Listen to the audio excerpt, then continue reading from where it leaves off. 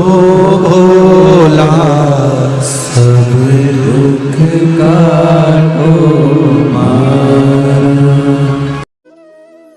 घर में अगर तुलसी का क्यारा है तो तुलसी महारानी हमें ये बता देती है कि हमारे घर में सुख आने वाला है कि दुख आने। जैसे शनि अपना प्रकोप दे रहा है या शनि उतर रहा है, ये किसी से पूछने की जरूरत नहीं पड़ती, अपने आप मालूम पड़ जाता है।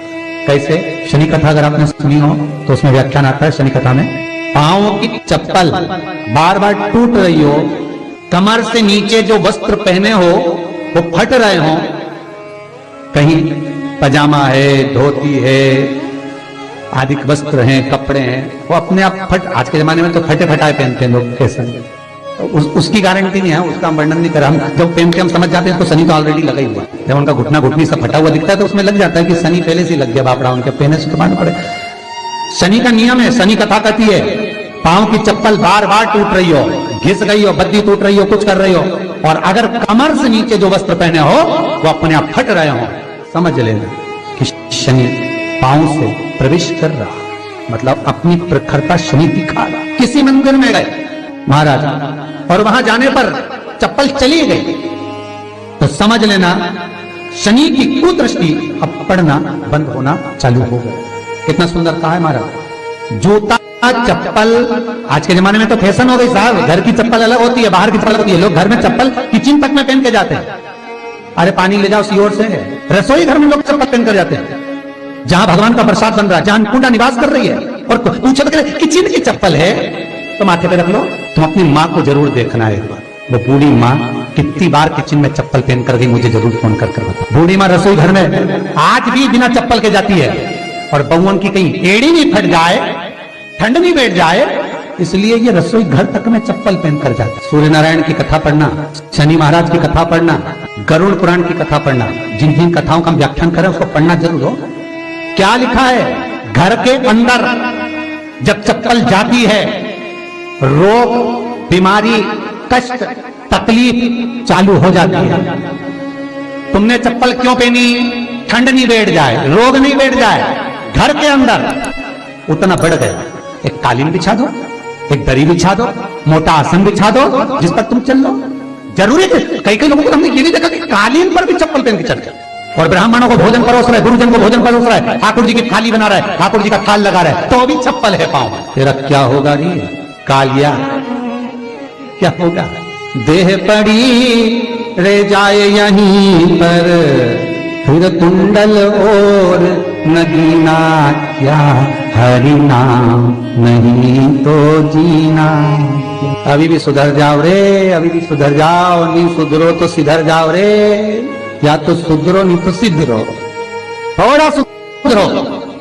रसोई घर में अन्नपूर्णा रहती है, रसोई घर में शिव महापुराण की कथा कहती है जब भगवान शंकर को मां जगत जननी भोजन करा रही थी, शंकर जी ने वर मांगा था अन्नपूर्णा का। ए अन्नपूर्णे, तुम मेरे घर के बच्चों का भरण पोषण कर रही है, इस मृत्यु लोक में जितने मनुष्य जन्म लेते हैं ये मेरे पुत्र कहलाते हैं। तो अन्नपूर्णा ने कहा चिंता मत करना भोलेनाथ, जिस जगह पर एक स्त्री, बेटी, कन्या या घर की बहू या बूढ़ी माँ भोजन बनाएगी, उस जगह पर मैं अन्नपूर्णा उसके शरीर में प्रवेश करूंगी। रसोई घर नहीं होगा, वो मेरा और तुम्हारा मंदिर कहलाएगा। अब मंदिर में चप्पल पहनकर भोजन का निर्माण करना, एक आसन पटक लो आप रसोई घर के अंदर, जिस आसन पे खड़े होकर आप भोजन बना लो, मोटा सा आसन रख लो, चप्पल की जरूरत ही नहीं। श्रीमद् भागवत कथा कह रही है तुलसी का मात्र, तो शनि अपनी दृष्टि बता देता है। शास्त्र कहता है जब घर के अंदर प्रवेश करने के, जब आप घर में प्रवेश करें तो कोने में चप्पल को उतार दें, बाहर जगह नहीं है तो घर के अंदर प्रवेश कर लेफ्ट में चप्पल को उतार दें, और 7 या 3 कदम के अंदर चप्पल उतर जाना चाहिए घर के अंदर। और उसके बाद अगर चप्पल अंदर प्रवेश कर रही है तो राहु केतु शनि के साथ प्रवेश करते हैं, जिसके घर में बीमारी कभी पीछा नहीं छोड़ती। शनि कथा, सूर्य की कथा का स्मरण करिए, आपको मालूम पहचान हो जाता है।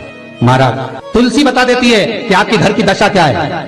बार बार जल डालने के बाद भी तुलसी सूख रही है, बार बार आप पूजन कर रहे हैं, पाठ कर रहे हैं, तो भी तुलसी के दल सूख रहे हैं। तुलसी बता देगी कि तुम्हारे घर में तकलीफ आने वाली है, कष्ट आने वाला है, सूख रही है। किसी ने जरूर कुछ ना कुछ ऐसा है कि इसमें घर में तकलीफ आएगी, तुमने लगाया फिर सूखी, फिर लगाया फिर। तुलसा महारानी बता देती है कि कष्ट है, और जिस गमले की तुलसा घेर घमोर हो, फलित हो, आनंद में हो, तो उस घर में फिर दुख नहीं आता, समृद्धि खुद बढ़ती। जिन शंकर भगवान को आप जल चढ़ाते हो, जिन ठाकुर जी से आप लाड लड़ाते हो, जिन भगवान कृष्ण का आप स्मरण करते हो, राधा रानी का आप नाम जाप करते हो, जिस परमात्मा का आप भजन कर रहे हो, कीर्तन कर रहे हो, नाम जाप कर रहे हो, नाम स्मरण कर रहे हो, उससे तुम्हारा एक संबंध होना चाहिए, एक रिश्तेदारी होना चाहिए। और उससे जब तुम्हारा कोई संबंध रहेगा, उससे जब तुम्हारी कोई रिश्तेदारी रहेगी, तो उस रिश्तेदारी में जैसे ही आपके प्राण छूटे और छूटते से ही आप जब गए, तो जाते ही आप कहोगे कि कृष्ण से मेरा ये संबंध है, वो मेरा पुत्र, वो मेरा भाई, वो मेरा बेटा, वो मेरा सगा, वो मेरा रिश्तेदार, वो मेरा कुटुंबी, वो मेरा पुत्र, जब कहोगे तो तुरंत प्रवेश हो जाए। महाराज, भगवान से संबंध होना है। कई लोग भगवान को सवेरे से रिझाने बैठते हैं तो भगवान को बनी बनाई बात कहते हैं, ये पाठ कर लो, ये पाठ कर लो, ये पाठ कर लो, ये स्तुति कर लो, सारा बना बनाया। तुमने अपने दिल से कौन सी स्तुति गाई? तुमने अपने दिल से कौन सा भगवान को निवेदन करा, कौन सा नमन करा? बस सवेरे उठना है, नहाना है, भगवान के सामने जाना है, भगवान को नहलाना है, कपड़े पहनाना है, अगरबत्ती लगाना है, थोड़ा सा शक्कर का भोग लगाना। इतने सारे देवी देवता, शंकर जी, राम जी, गणेश जी, सारे देवता, और 2 खुरमा लेके आए, 1 बालूशाही लेके, 2 मठरी लेकर आ गए, 1 मठरी लेकर आ गए, और भगवान को इतनी सी कटोरी में रख दिया। अब बोले, कई लोगों से पूछा, इतनी सी कटोरी में 1 मठरी, 1 खुरमा, और रोज मठरी खुरमा एक साथ नहीं रखती। वो तो आज दिन मठरी का फूल लगा दिया, कल खुरमे का लगाया, परसों गुजिया का, परसों पपड़िया का, तो डब्बे में भरे भराए रखेंगे, रख दिया। और 1 लड्डू रोज लगा देगी, इतना बड़ा। तो पूछा, इतना सा लड्डू और इतने सारे भगवान कैसे खाते होंगे? तो क्या भाव से। तो हमने कहा, तुम भगवान को क्यों? बहुत दुख है गुरु जी, बहुत तकलीफ है, इतनी तकलीफ, इतना कष्ट है जिसका वर्णन नहीं। इतना बड़ा परिवार, इतना सा पैसा आता है घर में, कहां? तो मैंने कहा, भगवान भी भाव से, जैसे तुम भाव से इतने सारे देवता को इतना सा लड्डू देते हो, भगवान भी तुम्हारे इतने बड़े परिवार में इतना सा धन देता है, भाव से। निर्मल मन सो मोहि पावा, जैसा करोगे वैसा भरोगे। और इतनी चतुर माताएं, भोग भी लगाएगी, घंटी भी हिलाएगी, जल भी छोड़ेगी, और तुरंत लड्डू उठा के बच्चों को भी बांट देगी। 5 मिनट नहीं खाने दे भगवान को, 5 मिनट। अच्छा, शंकर जी सोच रहे थे कि पहले गणेश जी खा ले, इसके बाद मैं ले लूंगा। गणेश जी, शंकर भगवान ने पाया तो राम जी सोचा, अभी मैं भी पालूंगा, अभी थोड़ी देर एक-एक करके खाएंगे, इतना लड्डू है तो धीरे धीरे कटोरी खसकाएंगे तो खाएंगे। अब इधर शंकर जी बैठे थे, राम जी इधर कुल देवी, इधर देवता, इधर पितर देवता, इधर ये देवता। हमारे घर के मंदिर में देखना सारा देव देवता, यहाँ तक भगवान तो यहाँ स्वामी समर्थ देव, तो यहाँ पर ये देव, तो वो पांडुरंगा, तो वो हरि विठल, तो वो देवी आई माता, तो सब दूर है। अब ये कटोरी खसकती उधर जाए तो आधा 1 घंटा तो लगे सारा देवता खाने में। लड्डू एक, कोई 2-4 कटोरी होती तो बांट लेते। अब 1 लड्डू इतना सारा देवता में जाने में तो दो समय तो लगेगा, और मालूम पड़े सब इंतजार में, लड्डू के इंतजार में बैठे। आज तो अच्छा वो मठरी की जगह लड्डू लाई हो, और इतनी देर में आरती कर कुरा के पानी फेर के वो तो लड्डू भी ले गई साहब, दिल के अरमा आंसुओं में भेज गए सब तरह की लड्डू करके भाव से रिझा रही भगवान, भाव से।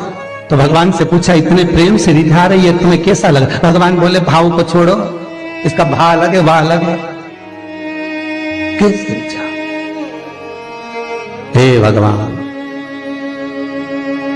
खूब प्रेम से रिझाने का प्रयास, पर निवेदन, आज से एक नियम बनाओ, आज से एक निवेदन करूं, एक नियम बनाना कि भगवान को केवल काम जैसा यूज मत करो कि सुबह से उठकर जैसे झाड़ू लगाना है, पोछा लगाना है, रोटी बनाना है, चौके का पोछा लगाना है, बच्चों के कपड़े धोना है, उसी तरह भगवान की सेवा को भी लोगों ने काम जोड़ रखा है कि इतनी बजे उठकर मुझे जाना है, मंदिर में बैठना, अगरबत्ती लगाना, दियाबत्ती लगाना, कुछ चावल लगाना, स्नान कराना, कपड़े पहनाना, और लड्डू रखना, मठरी रखना, भोग लगाना, आरती करना, और लेकर। ये भगवान को काम जैसा मत जोड़ो। जैसे घर में कपड़े धोते हो, बर्तन मांजते हो, झाड़ू लगाते हो, रोटी बनाते हो, उसी तरह तुमने भगवान की सेवा को मात्र काम जैसा जोड़ रखा है कि मुझे ये करना है, मुझे ये, अर्थात इसको काम नहीं, भगवान की सेवा को दिल से जोड़ो। जितनी देर भगवान के सामने बैठो उतनी देर तुम्हारा दिल लगना चाहिए।